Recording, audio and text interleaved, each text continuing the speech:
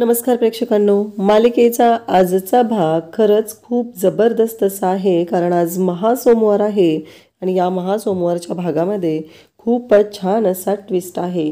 कारण फायनली कलाच्या हाती पुरावे लागलेले आहेत, म्हणजे कलाच्या हाती सौरभ लागलेला आहे आणि सौरभने त्याच्या गुन्ह्याची कबुली दिलेली आहे. त्यामुळं कला ही आता सौरभला घेऊन घरी येते, पण त्याआधी नयनाची हकलपट्टी करण्याची तयारी इकडे सरोज आणि रोहिणीने केलेली असते. हे सगळं आपल्याला आजच्या या व्हिडिओमध्ये पाहायला मिळणार आहे. अद्वैतची खंबीर साथ ही कलाच्या सोबत आहेच, पण त्याचबरोबर कलाच्या सोबत आता इथे आबाही उभे राहिलेले आहेत आणि घरातल्या सगळ्यांना आता धक्का बसणार आहे, जे सत्य कला सर्वांच्या समोर आणणार आहे. कारण तिने राहुलचं सत्यही सर्वांच्या समोर आणणार आहे. तर हे सगळं कशा पद्धतीनं घडतं ते सगळं आपल्याला आजच्या या व्हिडिओमध्ये पाहायला मिळणार आहे. जर चॅनलवर तुम्ही नवीन असाल तर चॅनलला सबस्क्राईब करा, त्याचबरोबर व्हिडिओला लाईक करा. तुमचा एक लाईक हा आमच्यासाठी खूप लाख मोलाचा आहे. तर कला आणि अद्वैत आता सौरभच्या घराच्या बाहेर असतात. अद्वैत म्हणत असतो, 1 मिनटं खरे, या डॉक्टर सौरभशी काय संबंध आहे या नयना प्रकरणाचा? तेव्हा कला सांगू लागते, हो, हा जो डॉक्टर सौरभ आहे तोच नयनाची ट्रीटमेंट करत होता. तेव्हा अद्वैत म्हणत असतो, पुन्हा फसवणूक माझी, मला पुन्हा फसवलेलं आहे तू त्या दिवशी ह्याच डॉक्टर सौरभकडे गेली होती ना? कला म्हणते, हो, मला आणि आईला नयनाच्या हालचालींवर संशय येत होता. आपण जेव्हा दिव्यागरला गेलो होतो तेव्हा आल्यानंतर मला आईनं सांगितलं की डॉक्टर सौरभ हा नयनाला भेटायला आपल्या घरी आला होता. मग मला हे सगळं शंकास्पद वाटत होतं, म्हणून मी त्याच्या क्लिनिकमध्ये गेले होते आणि त्याच्याशी बोलले होते. अद्वैत खरं तर चिडलेला असतो, पण कलाची साथ सोडून मात्र तो गेलेला नसतो, तो तिथेच थांबलेला असतो. कला खिडकी उघडते. अद्वैत म्हणतो, काय झालं तुला, वेळ लागलं नाही ना? कसं शक्य आहे, अशी खिडकी उघडून काय पाहते? घरात असणार आहे का तो? लॉक आहे ना बाहेरून? तेव्हा कला म्हणते, असू शकतं, एखादा माणूस असं वेड्यासारखं वागू शकतं. बाहेरून लॉक करायचं आणि आतमध्ये बसून राहायचं, कोणाला तरी लॉक करायला सांगायचं. अद्वैत म्हणतो, काय चाललंय तुझं, डोक्यावर पडलीस का तू? कला म्हणते, काही नाही आहे, मी विचार करते, कारण मला सुचत नाही आहे की असं का घडतंय. इकडे आपल्याला पाहायला मिळतं की रोहिणी आणि राहुल खाली आलेले असतात. नयनाने अगदी उच्छाद मांडलेला असतो आणि नयना मूर्खासारखं वागत असते. नयनाचं जे नखरे चाललेले असतात ते पाहून सगळ्यांना धक्का बसलेला असतो. ज्यूस पीत असते, त्याचबरोबर अंजूला ऑर्डर सोडत असते. अंजूला सांगत असते की माझ्यासाठी हे अशा पद्धतीचं ज्यूस आण, मला हे नको आहे, मला ते नको आहे, हे तिचं सगळं चालू असतं. राहुल तिथं आलेला असतो आणि राहुल आणि रोहिणी म्हणत असते की हे काय चाललं हिचं, हिची नाटकं काही केलं थांबतच नाही आहेत.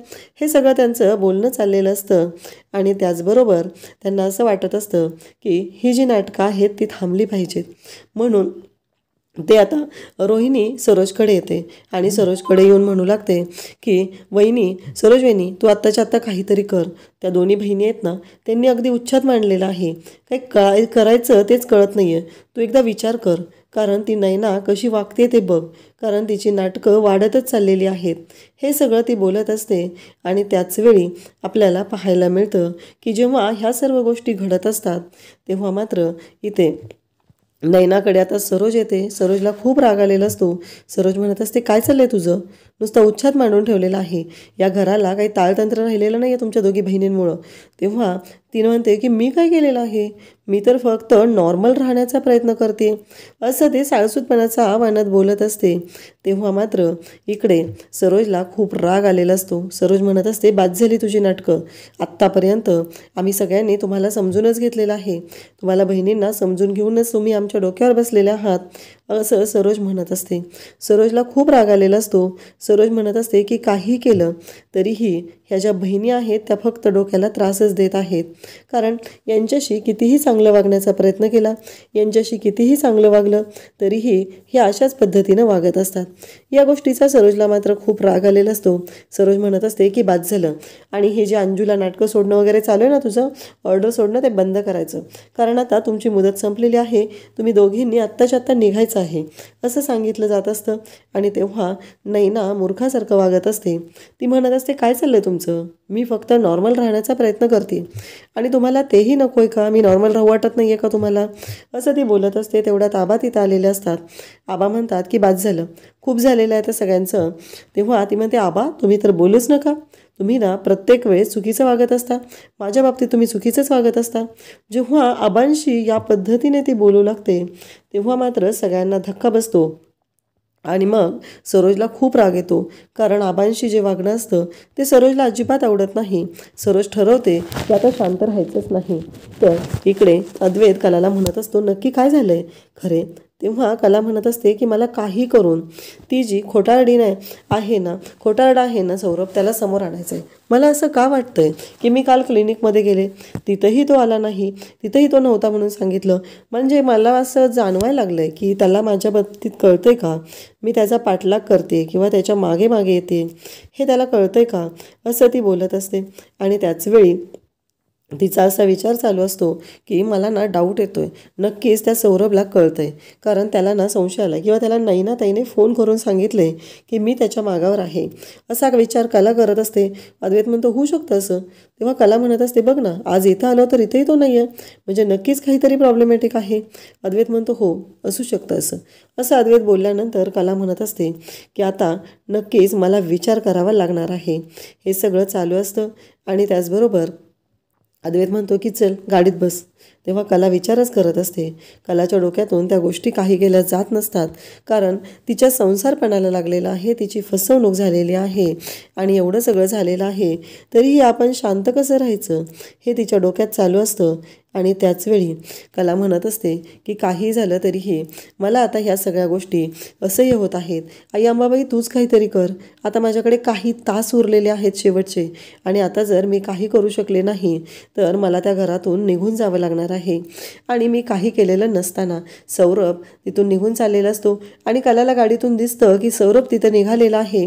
तेव्हा कला म्हणते की अद्वैत गाडी थांबव, चांदेकर गाडी थांबव. अद्वैतला कळतच नसतं, कलाने गाडी थांबवायला सांगितलेली असते. कला गाडीतून उतरते आणि त्याचबरोबर कला आता निघालेली असते. कला म्हणत असते की नक्कीच काहीतरी प्रॉब्लेम आहे असं म्हणत ती त्या सौरभच्या मागे धावत असते आणि सौरभ मात्र पळायला लागलेला असतो. तो म्हणत असतो, आता संपलो. तेवढ्यात अद्वैतला ऑफिसचा कॉल आलेला असतो.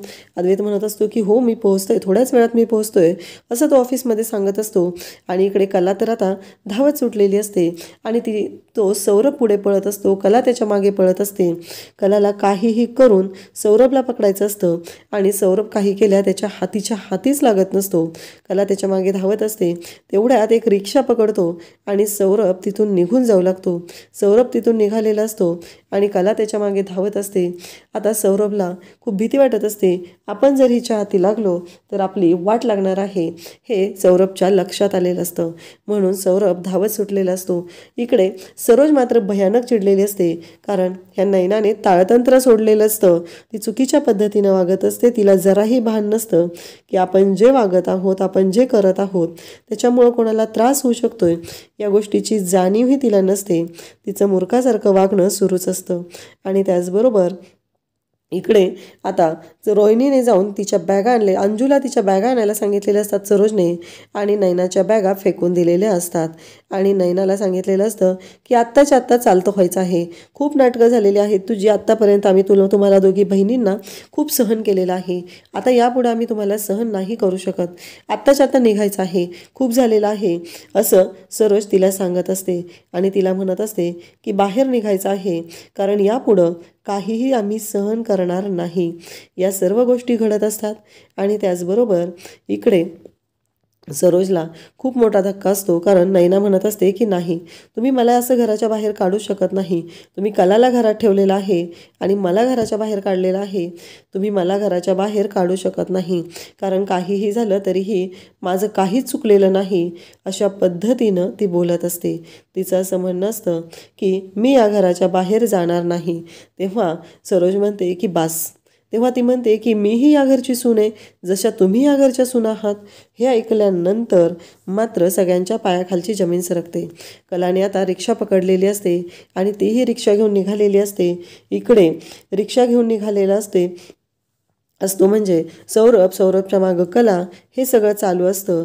आणि त्याचबरोबर सौरभलाही खूप मोठा धक्का बसलेला असतो, कारण तो आता काही सुटणार नसतो हे त्याला चांगलंच माहिती असतं. आणि त्याचबरोबर इकडे अद्वैत तिला फोन करतो. तेव्हा ती अद्वैतला सांगू लागते की चांदेकर, आता एक प्रॉब्लेम झाला आहे, तू काय कर, आत्ताच्या आत्ता घरी जा आणि मी आलेच, माझ्या हाती काही गोष्ट लागलेली आहे, मी जर आता तुला ती सांगत बसले तर खूप मोठा प्रॉब्लेम होईल, मला फक्त तुला एकच सांगायचं, तू आत्ताच्या आत्ता घरी जा. इकडे कला रिक्षावाल्या दादांना सांगत असते की तुम्ही तुम्ही एक काम करा, फक्त ती समोरची रिक्षा आहे ना त्याला ओव्हरटेक करा आणि त्याला त्या ओव्हरटेक करून त्या रिक्षाला आडवी रिक्षा घाला. आणि असं सांगितल्यानंतर ते दादा पण कलाचं ऐकतात आणि ते त्या रिक्षाला ओव्हरटेक करून कलाची रिक्षा त्या रिक्षाला आडवी घातली जाते. इकडे सौरभला टेन्शन आलेलं असतं.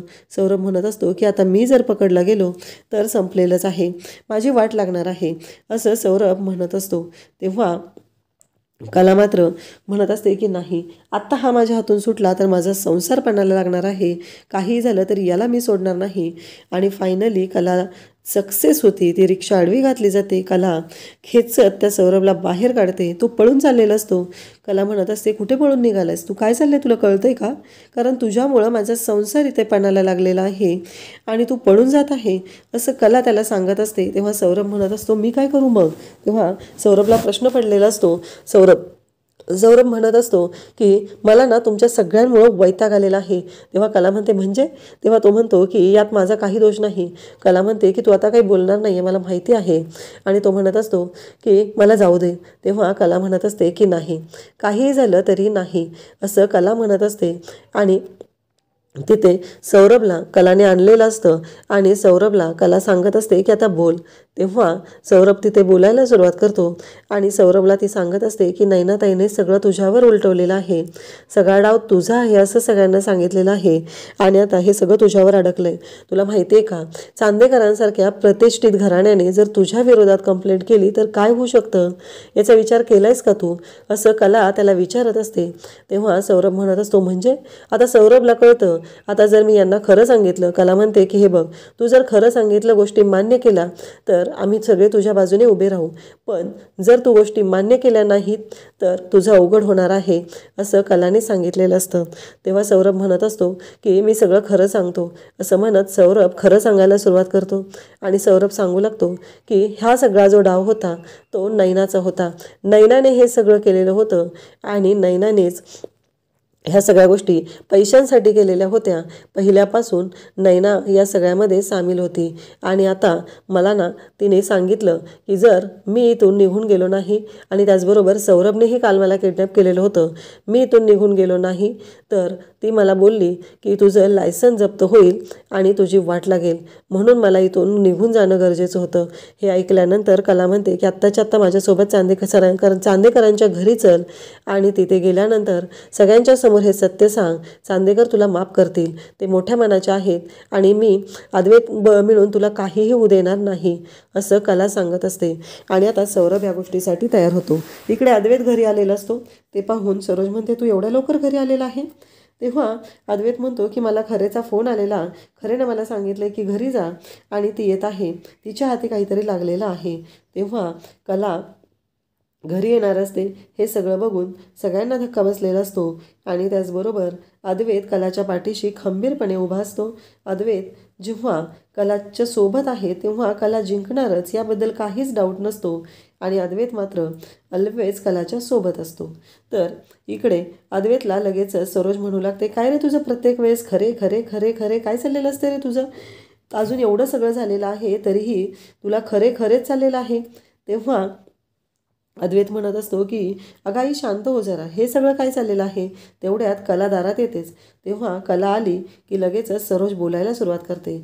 सरोज म्हणते, झालं का तुझं, नाही तुला जे काय करायचं होतं ते करून झालं आहे का, आता निघा, झालेलं आहे तुमचं काम, संपलेलं आहे, वेळ संपलेला आहे, तुम्हाला जी मुदत दिलेली होती ती संपलेली आहे आणि आता ही बॅग घ्यायची आणि तुम्ही दोघी बहिणींनी निघायचं, बाद झालं. आमच्या घरामध्ये नुसता उच्छाद मांडून ठेवलेला आहे कारण तुमच्या दोघींमुळं हे सगळं घडत आहे, असं सरोज बोलत असते. कारण कलाला तर खूप वाईट वाटत असतं, परंतु आता कलाकडे बोलायलाही काही नसतं, ती बोलणार तरी काय, कारण जे काय घडलेलं असतं ते इतकं भयानक असतं की काहीही झालं तरीही आत्ता ती काहीच बोलू शकत नसते. कारण तिच्या बाबतीत जे आहे ते तिने सांगणार असते, कारण तिला माहिती असतं की तिच्याकडे कोणते पुरावे आहेत. असं म्हणत कला म्हणते की मला बोलू तरी द्या.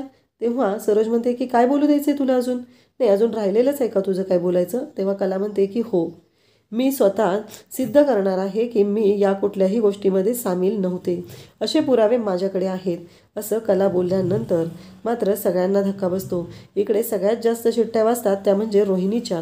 रोहिणीला कळायचं बंद झालेलं असतं. रोहिणी इकडे राहुलला विचारत असते, राहुल तू व्यवस्थित केलं होतं ना? तो डॉक्टर तर सापडला नाही आहे ना तिला? तेव्हा राहुल म्हणतो, डोंट वरी मामा, मी सगळं व्यवस्थित केलेलं आहे. आणि तेवढ्यातच कला म्हणते की सौरभ आत ये, आणि सौरभला ती आत बोलवते. आणि त्या क्षणी रोहिणीचा बँड वाजतो, कारण रोहिणीला कळायचं बंद झालेलं असतं. कारण रोहिणीने आता सांगितल्या पद्धतीने सर्व गोष्टी घडत असतात आणि तिला असं वाटलेलं असतं की आता हे सगळं आपल्यावर शेकणार आहे. आणि राहुल तिथं आलेला असतो. राहुल आलेला पाहून खरं तर नैनाच्या शिट्ट्या वाजायला पाहिजे होत्या, पण नैनाच्या आधी शिट्ट्या वाजलेल्या असतात. त्या म्हणजे या रोहिणी आणि राहुलच्या. एवढं सगळं घडलेलं असतं. आणि त्याच वेळी तिथे आपल्याला पाहायला मिळतं की या सर्व गोष्टी जेव्हा घडत असतात तेव्हा मात्र इथे कला तिथं पोहोचलेली असते. आणि कलाने स्वतःबद्दलचं प्रूफ तिनं आणलेलं असतं. आणि मग कला म्हणते की आता मला बोलू देणार आहात का नाही तुम्ही? कारण मी स्वतःला सिद्ध करत आहे की मी हे काहीही केलेलं नाही. कारण काहीही झालं तरीही या सगळ्याशी माझा काही संबंध नाही आहे. राहुल तू बोल, असं म्हणत कलाने राहुलला बोलायला सांगितलेलं, इकडे कलाने सौरभला बोलायला सांगितलेलं असतं. आणि जेव्हा सौरभला सगळे सौरभ बोलायला सुरुवात करतो तेव्हा मात्र सगळ्यांच्या शिट्ट्या वाजलेल्या असतात. सौरभ म्हणत असतो की काहीही झालं तरीही मला हे सगळं करायला लावलेलं होतं ते नैनाने करायला लावलेलं होतं. कारण या नैनासाठी नात्यांपेक्षा प्रेमापेक्षा पैसा महत्त्वाचा आहे. मी कॉलेजला असल्यापासून तिचं आणि माझं एकमेकांवर प्रेम होतं, पण जेव्हा चांदेकरांचा पैसा तिला दिसला तेव्हा मात्र तिने मला सोडून या राहुलबरोबर लग्न करण्याचा विचार केला. आणि जेव्हा तिने राहुलबरोबर लग्न करण्याचा विचार केला, राहुल तिच्याशी लग्न करायला तयार नव्हता, तेव्हा तिने खूप मोठी शाळा केली. कारण तिने ठरवलं की काहीही झालं तरीही आता शांत राहायचं नाही. तिला राहुलसोबत लग्न करून हा चांदेकरांचा पैसा लुबाडायचा होता. आणि तिने मला तसं सांगितलंही होतं. तिने मला बोलली की मी राहुलसोबत लग्न करते, नंतर त्याला डिवोर्स देते आणि भरपूर पैसा मिळेल आणि मग मी येऊन तुझ्याशी लग्न करते, असं तिने मला सांगितलेलं होतं. हे जेव्हा सौरभ सांगत असतो तेव्हा सगळ्यांनाच धक्का बसलेला असतो. कला म्हणत असते की ही बहीण एवढ्या खालच्या थराला जाईल असं वाटलं नव्हतं. आणि मग सौरभ सांगत असतो की या सगळ्याशी कलाचा काहीही संबंध नाही, हे सगळं नैनाने केलेलं आहे. आणि हे आत्ताचं नाही तर नैनाचं लग्न होणार होतं त्याच्या आधीपासून, म्हणजे नैनाने हा सगळा प्लॅन केलेला होता. आणि माझं तिच्यावरती प्रेम होतं, या एका गोष्टीसाठी मी तिची साथ दिलेली होती. हे ऐकल्यानंतर सगळ्यांच्याच पायाखालची जमीन सरकते. आणि त्याचबरोबर तो सांगू लागतो की नैनाने हे प्रेग्नन्सीचं नाटक केलेलं होतं ते फक्त आणि फक्त तिने एकटीनं केलेलं होतं. या सगळ्यामध्ये कोणाचा काहीही संबंध नाही.